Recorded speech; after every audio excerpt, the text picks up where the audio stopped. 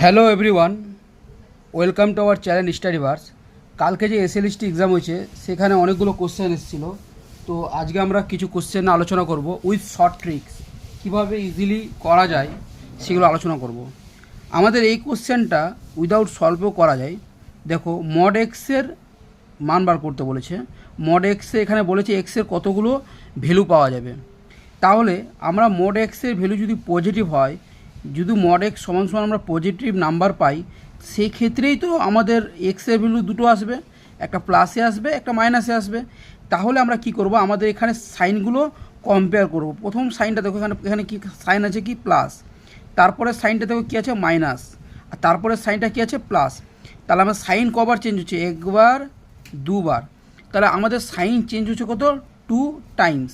তাহলে সাইন যদি 2 টাইমস হয়, তাহলে মড এক্সের কতগুলো ভ্যালু আছে, দুটি ধরলাম, এ আর বি পজিটিভ ভ্যালু আছে। তাহলে এক্সের ভ্যালু কতগুলো হবে, প্লাস মাইনাস এ আর প্লাস মাইনাস বি। তাহলে আমাদের অ্যান্সার কত হবে, নাম্বার অফ রুট। আমাদের কোশ্চেনটা এসেছিলো নাম্বার অফ রুট, তো নাম্বার অফ রুট কতগুলো আসবে, নাম্বার অফ রুট হবে 4। তাহলে 4 হচ্ছে আমাদের সঠিক অ্যান্সার। তাহলে বুঝলে কীভাবে সলভ করলাম। তাহলে আমাদের এখানে কম্পেয়ার করি, এই সামনের দিকে প্লাস মাইনাস কম্পেয়ার করি, আমরা বলতে পারবো কতগুলো পজিটিভ রুট থাকবে, অথবা কতগুলো রুট থাকবে আমরা এটা বলতে পারবো। যদি এই প্রবলেমের ক্ষেত্রে যদি এখানে মাইনাস না থেকে প্লাস থাকতো, প্লাস প্লাস প্লাস, তাহলে কী হতো, সাইন চেঞ্জ হচ্ছিল না। আর সাইন যদি না চেঞ্জ হয়, তাহলে সেক্ষেত্রে জিরো রুট থাকতো, কতগুলো, জিরো। ওকে। আর যদি এভাবে থাকতো প্লাস প্লাস মাইনাস, তখন একবার চেঞ্জ হতো, তাহলে দুটি রুট থাকতো সেক্ষেত্রে। মানে একবার হলে তার দুগুণ, দুবার হলে তার দুগুণ, 4 গুণ। আর জিরো হলে জিরোর 2 টাইমস করলে তো জিরোই হয়। ঠিক আছে। তাহলে এইভাবে এই টাইপের অঙ্কগুলো ইজিলি সলভ করা যায়। ঠিক আছে। এবার আমরা আরেকটা কোশ্চেন দেখব, যে কোশ্চেনটাতে প্রচুর মানুষের প্রবলেম হয়েছে। আমারও পার্টিকুলার আমি লক্ষ্য করিনি, তার জন্য আমারও এই অঙ্কটাতে প্রবলেম দাঁড়িয়েছিল। তো আমি দেখছি এটাকে সলভ কীভাবে করা যায়। তা আমরা কি জানি, আমাকে এই মড ভ্যালু বার করতে বলেছে। তা আমরা এটা মানে কি জানি, mod e x cos a y plus i sine y, তার মড। তাহলে এখান থেকে আমি পাই mod e to the power x, আর এর মড এই ভিতরে অংশ মড করলে কি sine square plus cos square মানে 1। তাহলে এই ই টু দি পাওয়ার এক্সের মড করলে কি হয়, দেখো ই টু দি পাওয়ার এক্সের গ্রাফ যদি ড্র করো, তাহলে কি হয়, ই টু দি পাওয়ার এক্সের গ্রাফ এভাবে যায়। এখানে কত, এটা 0,0 পয়েন্ট যদি হয়, তাহলে আমাদের এই পয়েন্টটা 0,1, 0,1 পয়েন্ট টাচ করে। তাহলে এটা হচ্ছে পজিটিভ ওয়াই এক্সিস, এটা হচ্ছে নেগেটিভ ওয়াই এক্সিস। তাহলে আমাদের এই নেগেটিভ ওয়াই এক্সিস, তাহলে ওয়াই রেস। তাহলে এখানে দেখো ই টু দি পাওয়ার এক্সের যে গ্রাফ আছে, এখানে তো নেগেটিভ ভ্যালু হয় না। ই টু দি পাওয়ার এক্স কখনোই নেগেটিভ ভ্যালু দেয় না। যখন আমরা আস্তে আস্তে জিরো নেগেটিভ এক্সের মান নেগেটিভ বসাবো, তো ওয়াইয়ের ভ্যালু আস্তে আস্তে জিরোর দিকে যাবে, কিন্তু ই টু দি পাওয়ার এক্স কখনোই জিরো হবে না। তাহলে এটা ভিতরের অংশটা মোড, আর মোডের পজিটিভ ভ্যালু পজিটিভ হয়, তাহলে আমার এর মান আসবে ই টু দি পাওয়ার এক্সই। ওকে। তাহলে এর অ্যান্সার হবে e to the power x. অনেকেই এর answer E to the power mod x লিখেছে, এটা অ্যান্সার হবে না কিন্তু। ঠিক আছে। তো তোমাদের যাদের ডাউট ছিল, এটা ক্লিয়ার করে নাও। তো এখানে e to the power mod x এই অ্যান্সারটা কখনোই নেওয়া হবে না। এখানে অ্যান্সার হবে, সঠিক অ্যান্সার হবে e to the power x. Clear. তাহলে আমরা আরেকটা কোশ্চেন আলোচনা করব। এই যে ভেক্টর স্পেস আমাদেরকে বলেছিল, এস একটা ভেক্টর স্পেস যেখানে x square plus y square equal to 0, x y z equal to r cube. এটা ভেক্টর স্পেস হবে কি না, আর হলে ডাইমেনশন কত হবে। সবাই লিখেছে নট ভেক্টর স্পেস, নট বলেছে, কিন্তু নটটা হবে না। কেন হবে না, দেখো এখানে একটু ট্রিকি আছে। এখানে x square plus y square equal to 0 দিয়েছে। সবাই সাধারণত কি নর্মালি এই টাইপের কোশ্চেনে ভেক্টর স্পেস হয় না। কিন্তু এখানে দেখো x square plus y square equal to 0 দেওয়া মানে কি, এটা একটা রিয়াল নাম্বার, এটাও একটা রিয়াল নাম্বার। দুটো রিয়াল নাম্বারের সাম যখন 0 হয়, মানে কি এটা x equal to 0, y equal to 0। এটা তো আমরা লিখতে পারি, এটা লেখা মানে তো এটা লেখা। তাহলে এখানে দিয়েছে শুধু এটা, কিন্তু আমাদের কোশ্চেনটা হচ্ছে অরিজিনালি এটা x equal to 0, y equal to 0। সেই ক্ষেত্রে আমাদের দুটো ইকুয়েশন পাচ্ছি, কত, দুটো ইকুয়েশন। আর যখন দুটো ইকুয়েশন পাচ্ছি, তাহলে আমাদের পয়েন্ট যদি বসাই এক্স কমা 0, 0, আর জেডের ভ্যালু যে কিছু থাকে, এটা এই হচ্ছে, এটা এই ভেক্টর স্পেস এস ভেক্টর স্পেসটা এইভাবে তৈরি হচ্ছে। তাহলে এই ভেক্টর, এটা কি, এটা একটা ভেক্টর স্পেস ফর্ম করবে অবশ্যই। কিভাবে করবে তোমরা জানোই। আমরা যদি একটা পয়েন্ট আলফা ধরি, একটা পয়েন্ট বিটা যদি এসের মধ্যে ধরি, তাহলে আমরা কী পাবো, c alpha plus d beta belongs to S.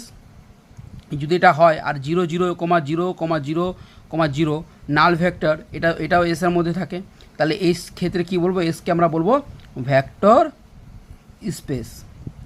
অবশ্যই আমরা এটাকে এক্সকে ভেক্টর স্পেস বলবো। কিন্তু এবার প্রশ্ন আসছে, আমরা জানি, আমরা ইজিলি করতে পারতাম, আমরা জানি যে 2 ডাইমেনশনের ক্ষেত্রে শর্টকাট নিয়ম বলতে আমি, শর্টকাটে যদি একটা ভেক্টর স্পেস 2 ডাইমেনশনে থাকলে তাহলে x square plus y square plus z square always 0 হয়। তাহলে এটা দেখো এই ফর্মটা তো সেম তৈরি হচ্ছে কি না, এখানে জেডের ভ্যালু আমি যদি 0 ধরি, তাহলে এই ফর্মটা তৈরি হচ্ছে। তাহলে সেক্ষেত্রে আমরা ডাইরেক্ট এটাকে বলতে পারতাম ভেক্টর স্পেস, না সলভ করেই বলতে পারতাম। এই আকারে যদি থাকে x square plus y square plus z square, যদি এই এক্সের সহগ ওয়াইয়ের সহগ আর জেডের সহগ যদি 1 থাকে, তা আমরা ডাইরেক্ট অ্যান্সার বলতে পারবো এটা ভেক্টর স্পেস। ক্লিয়ার? এবার আমাদের ডাইমেনশন বার করতে বলেছে, dimension of S. Dimension of এসের ফর্মুলা কি, নাম্বার অফ কি, দাঁড়াও, ডাইমেনশন অফ এসের ফর্মুলা ছিল আমাদের যে ভেক্টর স্পেসটা তৈরি করছে তার ডাইমেনশন R3 আছে, তাহলে আমাদের অ্যান্সার হবে 3 minus equation number of equation, number of equation. তা নাম্বার অফ ইকুয়েশন এখানে কতগুলো, সবাই একটা ভাববে, কিন্তু একটা না, এ নাম্বার ইকুয়েশন দুটো। তাহলে কি করব, 3 মাইনাস 2 ইজিক্যাল টু 1। তাহলে আমাদের ডাইমেনশন হচ্ছে 1। ক্লিয়ার? এখানে এটা একটা ট্রিকি কোশ্চেন ছিল, অনেকের ভুল হয়েছে এই কোশ্চেনটা, ঠিক আছে, স্পেসিফিক আমিও লক্ষ্য করে নিই। ঠিক আছে, এবার দেখো এনভেলপ, এটা এখানে অনেকে অনেকভাবে সলভ করেছে। তুমি প্রথমে কি বলবো, এম এর সমীকরণ তৈরি করবে, এভাবে সমীকরণ করবে, a square plus b m plus c equal to 0, solve করে এটাকে কী করবে, বি স্কোয়ার মাইনাস 4ac, এটাকে 0 করবে, 0 করে এই এনভেলপের ইকুয়েশন বার করবে। তাহলে এটা একটা কী আসবে, ইলিপস আসবে। ক্লিয়ার?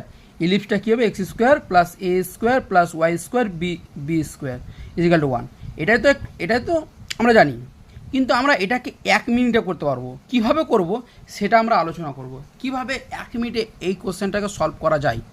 দেখো, এই যে ভিতরের এই ওয়াই এম এক্স, এই ভিতরের অংশটাকে আমরা কি সি পাই, সি সমান সমান দেখতে পাচ্ছি √over a square m square plus b square c square. আর আমরা এনভেলপের ক্ষেত্রে কি জানি, এনভেলপ অলওয়েজ কি, এনভেলপ মানে একটা যদি ইকুয়েশন থাকে, একটা যদি কার্ভ থাকে, তাহলে কার্ভকে টাচ করে যাবে এনভেলপ। তাহলে এখানে এই যে সি সমান সমান এ এম স্কোয়ার আছে, এটা আমরা কি জানি, টেনজেন, একটা স্ট্রেট লাইন, একটা ইলিপসের যে টেনজেন হবে তার কন্ডিশনেই তো সি সমান সমান √over a square m square plus b square. তাহলে আমাদের কি সলভ করার দরকার, কারণ এটা তো একটা টেনজেন। এই যে ইকুয়েশনটা আমাদের দেওয়া আছে, এই ইকুয়েশনটা একটা টেনজেন, কি কার টেনজেন, একটা ইলিপসের টেনজেন। তাহলে আমাদের ফালতু এই এত বড় ইকুয়েশন সলভ করে দেখার তো আর কোনো মানে হয় না। আমরা ডাইরেক্ট বলতে পারবো যে এই যে সমীকরণটা দেওয়া আছে, এটা ডাইরেক্ট বলবো আমরা কি, ইলিপসের টেনজেন। ওকে, বুঝতে পেরেছো? তাহলে কি, আমরা যদি এভাবে কোনো একটা স্ট্রেট লাইন ইকুয়েশন দেওয়া থাকে আর যদি বলে এনভেলপ বার করতে, সেক্ষেত্রে আমরা কখনোই চেক করে দেখবো না যে সেটা বার করবো না, চেক করবো না। আমরা দেখতে পাচ্ছি যেহেতু এটা এখানে যে কন্ডিশনটা দেওয়া আছে, এটা টেনজেন অফ কন্ডিশন অফ ইলিপস, তাহলে আমরা ডাইরেক্ট বলবো আমাদের এটা হচ্ছে একটা ইলিপসের, এই যেটা এনভেলপ বার হবে সেটা একটা ইলিপস বেরোবে। তাহলে আমাদের অ্যান্সার হতো ইলিপস। অনেকে এখানে হাইপারবোলা করেছে, যারা হাইপারবোলা করেছো তাদের অবশ্যই আমি ভুল একদম বলবো। যারা এই যে কোশ্চেনটাতে যাদের প্রবলেম ছিল x equal to 0 y equal to 0 dimension কীভাবে 1 আসলো, অনেকে বলছে ডাইমেনশন তো 2 হওয়ার কথা, 3 মাইনাস 1 না, এখানে দিয়েছে একটা ইকুয়েশন কিন্তু আছে দুটো ইকুয়েশন লুকিয়ে। ঠিক আছে, আর যারা এই রুটটা নিয়ে অনেকে প্রবলেম ছিল, তো বলছে রুট দুটো আসার কথা, যেহেতু এখানে পাওয়ার 2 আছে, তো কীভাবে 4 আসে সেটা আমি সলভ করে দিলাম। তারপর অনেকেই বলছিল এখানে e⁻mod x আসার কথা, কিন্তু অ্যান্সার তো e⁻2x আসছে, কীভাবে আসছে সেটাও আমি সলভ করে দিলাম গ্রাফের মাধ্যমে। তো যাদের এই ভিডিওটা ভালো লেগেছে অবশ্যই চ্যানেলটাকে সাবস্ক্রাইব করে দাও, আর একটা চ্যানেলটাকে সাবস্ক্রাইব করে দাও। তোমাদের সাবস্ক্রাইব অ্যান্ড লাইক শেয়ার অনেকটা ইম্পর্টেন্ট আমার জন্য, তাহলে আমি মোটিভেশন পাবো ভিডিও বার করার জন্য। থ্যাংক ইউ ভিডিওটা দেখার জন্য, ধন্যবাদ।